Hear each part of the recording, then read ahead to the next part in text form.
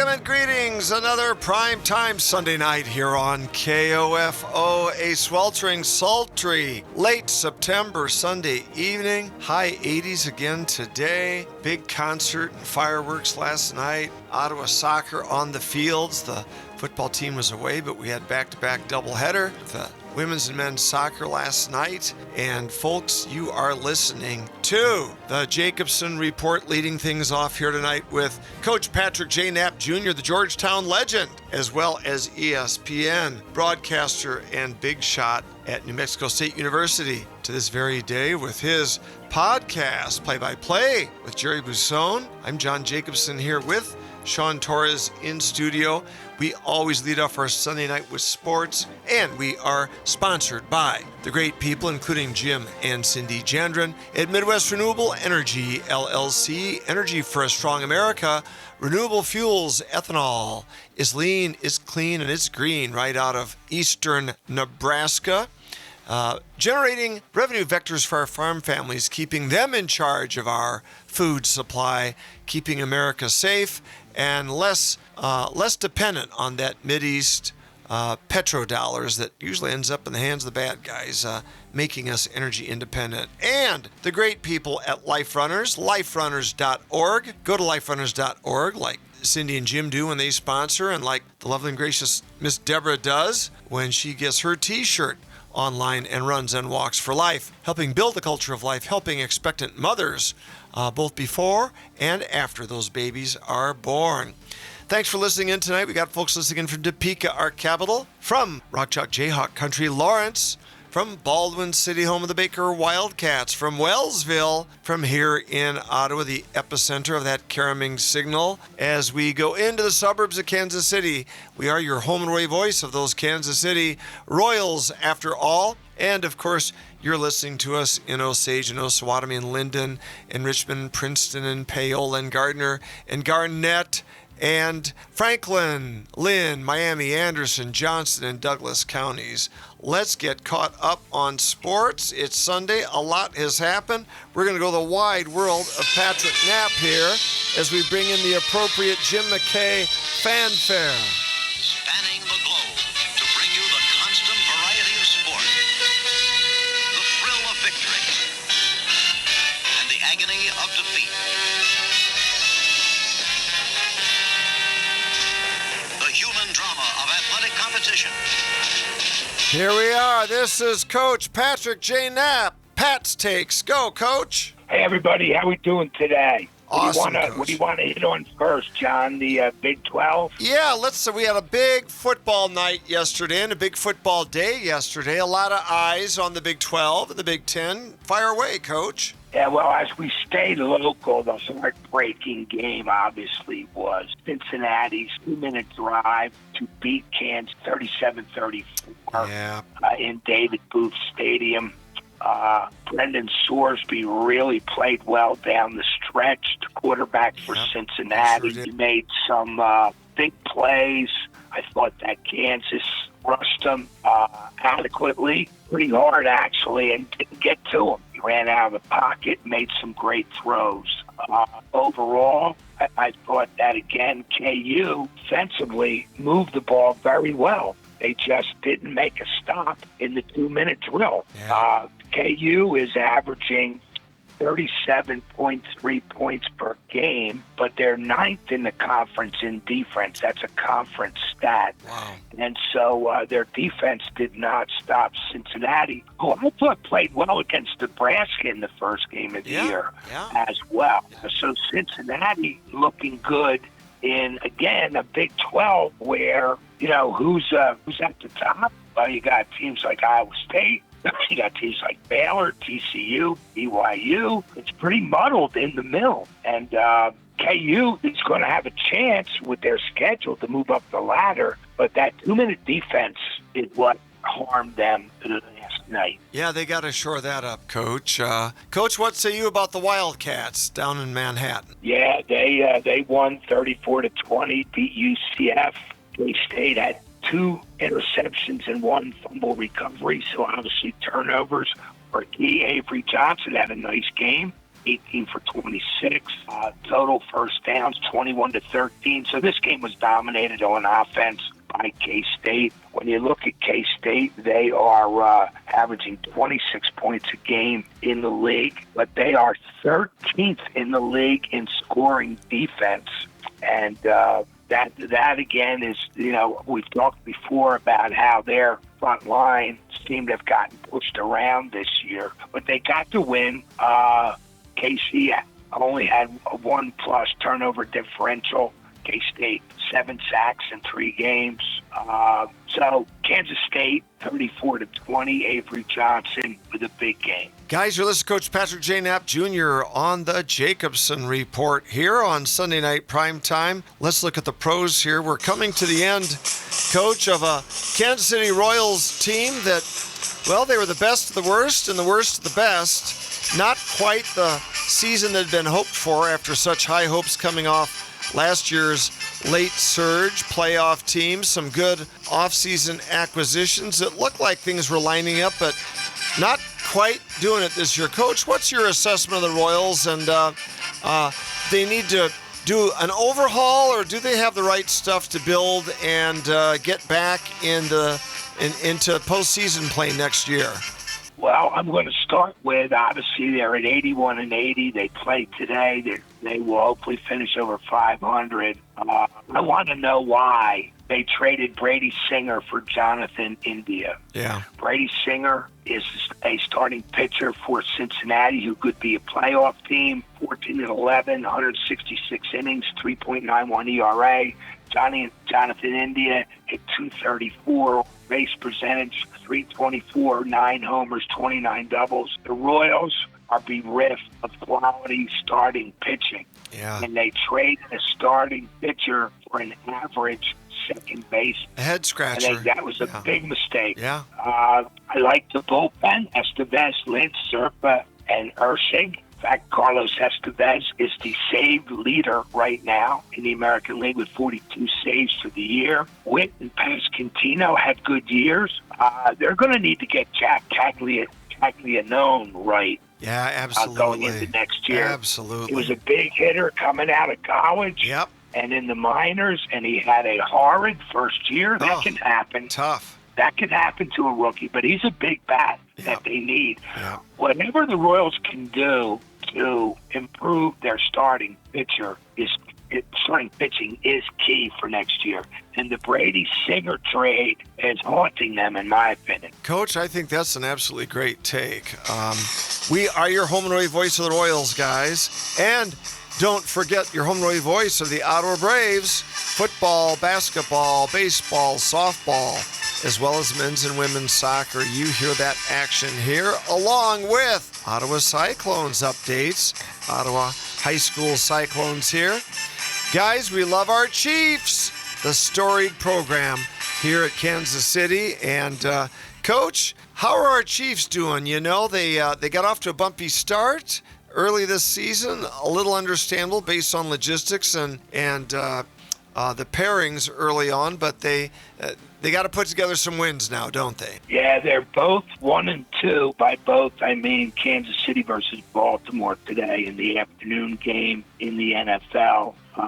Andy is applauding the Chiefs for a great effort and solid D. Baltimore, their rushing defense has problems. Derrick Henry has fumbling issues right now. His fumble cost them their last game. Again, we've said this 3 weekends in a row, John. The leading rusher for the Chiefs, the quarterback, Mahomes, not good. That's not got to get that running game going. Yep, precisely. And with several Rashi Rice and others, several wide receivers, Xavier Worthy being out, and those wide receivers stretch the field. But Tyquan Thornton for the Chiefs has 9 catches for 171 yards and 2 TDs. He's their deep threat right now. Look for Mahomes to start pairing up with him. Baltimore gives up 485 yards per game. That's hard to believe for as good of a team as they are. That's hard to believe. Yeah, it it is because of the roster that they have. It's amazing. The Chiefs' defense will be tested. Lamar Jackson, still Derrick Henry, as long as he doesn't fumble the ball. A great array of receivers. It's going to be a close one. It's really going to say a lot. Who's going to be 1-3 coming out of this game is going to be big. It is. I mean, who would have thought at the beginning of the year that those two teams could be flirting with 1-3 when you thought they could possibly match up for the title game there? Coach, I want to segue just a little bit here. Not everything is football this weekend, and it's been kind of interesting to kind of look at what else is going on. And, Coach, they're rowdy in New York. There's some rowdy New Yorkers, but is there anything to even cheer or fight over? That is the question at Bethpage with the Ryder Cup. The American team kind of laid an egg. The fans were all stoked. The President of the United States was out there in his cleats, escorting DeChambeau to the tee, and the New York fans were rowdy and ready to go. Now, we had players sniping at each other and some smack talk involving caddies and players from Europe versus the U.S. But, Coach, are our golfers too rich to care anymore? You know, they last year made a big deal about getting paid. Well, they're each getting $500,000 this year to go out there, and it seems like Europe played with more pride and more love of the homeland, even, dare I say. Yeah, I'm trying to think of an equivalent. It's like Napoleon at Waterloo or Hannibal at Carthage. Those are good. Those are good, Coach. They're getting creamed. Brutal. The pay-for-play might have something to do with it. May have made the Europeans really lock in. The events that I saw Friday and Saturday, John, I haven't watched today because of the NFL. Yeah. The Americans could not putt. They just could not make putts. And there was smack talk back and forth. I saw Rory erupt after one putt, and he was snapping back at the Americans. I thought it was great. Yeah. I thought it was great. I love the locker room towel snapping, I got to admit. That was so foreign to golf when you and I were young bucks, in the pre-Caddyshack world, but now we've got we've got some real flair in the golf galleries these days. You won't find that among the patrons at Augusta, but you will find that among the good folks up in New York. And again, it is funny. Every culture is different, but Governor Hochul from New York was booed off the golf course with resounding catcalls and boos when they introduced her. President Trump with Kai Trump, the co-ed golf college phenom, who's also the granddaughter of the president. When Kai and President Trump showed up, there were chants of USA and amazing cheers and hearty applause for the president. So every culture's got a zeitgeist, right, Coach? Yeah, there's no doubt about that. And I think that the Geist was not with America this time around. No, a very, very, very sad no-show there. Coach, you're a women's basketball expert, if there ever was one, leading your Georgetown teams to championships and bringing women's basketball essentially to national television a third of a century ago. You were one of the pioneers. The WNBA, they've had some issues with officiating, haven't they, this year? Again, this year, as opposed to last year where they had issues. Yeah, the latest has been the rant that the Minnesota Lynx coach went on recently. Oh, my goodness. After her player got creamed, and her, Cheryl Reeve, that is, who's also our Olympic women's coach, by the way. Yep. And Becky Hammond, the coach of the Las Vegas team, for Cheryl Reeve's scathing WNBA referee criticism. I don't know what's going on with this commissioner. You don't even hear a response. You don't hear officials getting fined. She's got to go. She's just terrible. Yeah, it's I mean, what an entity, John. A year ago with Caitlin Clark, they were as high as a kite. Yep.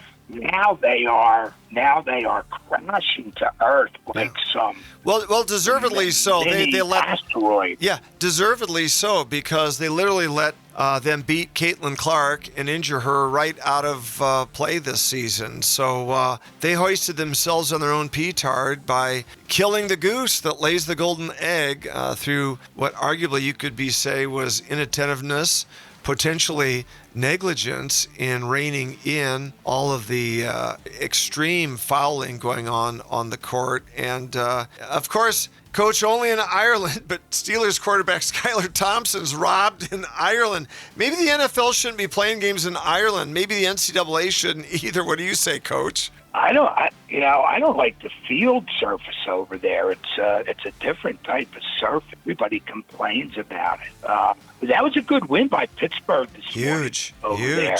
Huge. And I think Aaron Rodgers is showing people he can still fling it. Plus, I saw him girding around on a couple scrambles, gaining yardage.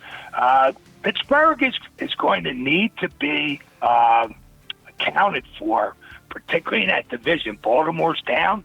Cincinnati's down. You have the Browns. They may win that division. Yeah, Coach. I speaking of scrambling, this headline, Indiana quarterback Mendoza sorry for cooked spreads after late safety. Indiana quarterback Fernando Mendoza quipped about messing up betting lines with his wild clock-killing scramble to end the Hoosiers' 20-15 win over Iowa on Saturday, with Indiana up 20-13 after stopping Iowa on its final possession. Mendoza ran off the last 3 seconds of the game by racing 40 yards backward on 4th and 10 into his own end zone, where he was tackled for a safety. Mendoza said he was following orders from Coach Kurt Signetti. Coach, all I can say is that's really going to mess with his yards per rush as quarterback, a minus 40 on that play. What's going on, Coach? Yeah, you're not kidding. I think it was ridiculous. I think Signetti has a big head. He is a good coach. He's turned Indiana around. He blew out Illinois by 50 points. And when you go into Iowa, beat a Kirk Ferentz, Phil Parker team, that's a good win. But that was a ridiculous strategy. Take 2 knees, game is over. And I think this quarterback needs to be investigated. Somebody does. That screwed up the betting line big time. This is fascinating, absolutely fascinating. Well, as an Iowa alum, I'm just chagrined again. Another loss in Iowa City. Homecoming loss this year, lose to Iowa State this year. Not a banner year for my Hawks, Coach. You can't put lipstick on that pig. That's a turd in the punch bowl, baby. And meanwhile, my arch nemesis Iowa State, they're riding high. Those Cyclone fans get insufferable when that stuff happens. Oh, they're riding high. They're riding high. You're going to have to take a bunch of guff from Garsty up there in the northern part of Iowa. Oh, no doubt. Iowa State and Rocco Beck are the best team in the Big 12 right now. Yeah, it looks like the Iowa Des Moines superintendent had more weapons than the Iowa offense yesterday. Hello. Yeah, some of you have been watching that national story, so I'll leave it there. Coach, October is going to be here when we visit next. I smell basketball in the air. I can actually smell it in the air. Our men's and women's team at Ottawa are going to be practicing here very heavily, Coach. They're stoked for the season. What say you? What are you looking forward to this year in college hoops, men's and women's? Well, staying local. Again, I think Bill Self has really retooled that roster, both with freshmen and transfers. I'd be anxious, since you talked about Iowa, to see how Ben McCollum does. I don't think he has brought in a major league roster. No. But you never know. You got to put your team together. And see where you go, because every year is a new year now. You need a scorebook to follow everybody. That's true. I think UConn will be, again, top 5. Duke will be top 5. UCLA is getting rave reviews on their transfer haul. We'll get to basketball soon enough, but October to me, John, is baseball playoffs. That's where we want to conclude, Coach. You segued right into our ultimate climax here on the show today. We've got a lot of MLB fans around here. They're watching intently. How do you see things unfolding from here on out, Mr. October yourself there? Well, I'll tell you what, in the National League, my Phillies are a threat. Most people are taking the Dodgers. Milwaukee leaves with the best record in the National League as we end today's season. So Milwaukee has the number 1 seed. Every game will be at every series. They'll have the home field advantage. Yeah. But Milwaukee's not favored. They're a scrappy team. They're not favored. The Dodgers are. Yeah. I would be surprised if San Diego and the Phillies met to go to the World Series. Fascinating. On the national side. Fascinating. And on the American side, in the American League East, the Yankees and Toronto are playing today to see who wins that American League East title and get, again, home field for the rest of the series. But Boston is right on their tail. I think any one of those 3 teams could win the American League pennant and go to the World Series. Seattle will be a darling favorite with Cal Raleigh, their catcher. Yep. 60 home runs, the big dumper they call him. They may sneak in there, but I think your American League World Series participant will come from the East. Yankees, Boston, or Toronto. And Paul Skeens at Pittsburgh. I don't know if he stays at Pittsburgh, but no play on words, Pittsburgh, but the television video of the lovely and gracious Livy Dunn cheering for Paul, showing a little underarm perspiration. She's already got, I think, a multi-million-dollar deodorant commercial lined up for her, Coach, in Pittsburgh, of all places. What say you, Coach? May I comment on Paul Skeens? Yes, please do that. I'm giving you your out here. Probably win the Cy Young. Yeah, he's had a tremendous year.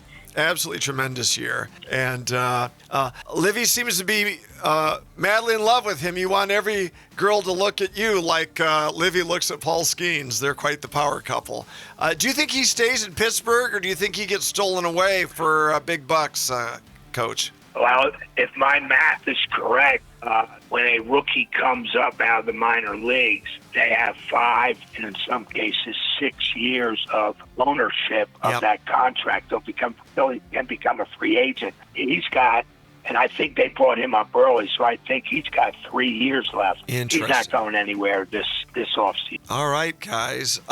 Coach, you've got a great podcast. Remind folks, they can link through it here at KOFO.com under podcasts, play-by-play with Coach Patrick J. Knapp Jr. and Jerry Busone. But where else can they find a coach, and who you got up next, or who's up presently? Yeah, well, we just did one with Jody Adams, the New Mexico State women's basketball coach, who played for the great Pat Summitt of Tennessee and won a national championship in 1991. She's our coach here at NMSU.